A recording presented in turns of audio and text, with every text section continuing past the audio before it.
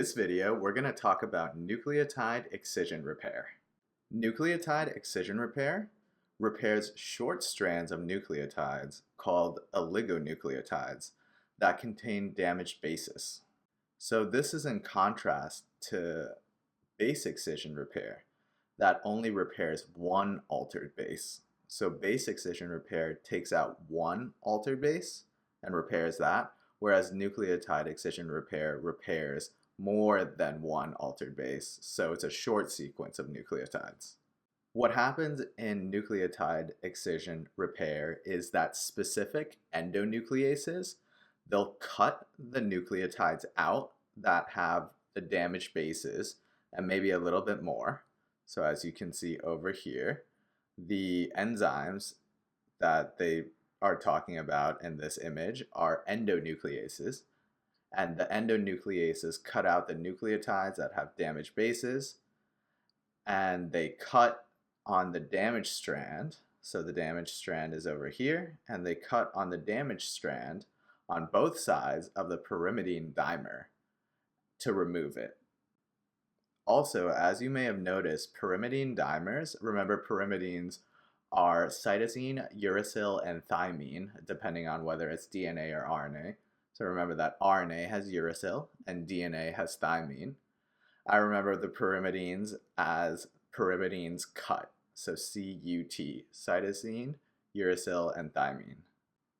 Anyway, so what we were talking about before was that pyrimidine dimers will distort the DNA helix. So as you can see here, it kind of distorts the helix. And so it's important to fix that. After the endonucleases remove the nucleotides, you have some missing pieces here. So you need to replace that DNA.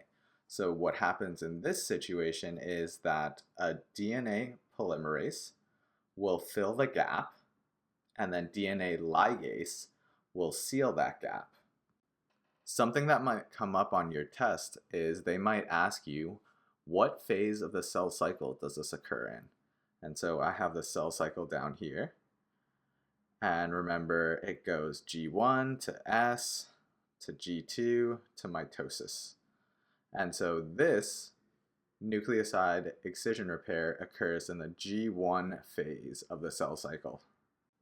An interesting thing that happens if you have defective nucleotide excision repair is you get a disease called Xeroderma pigmentosum.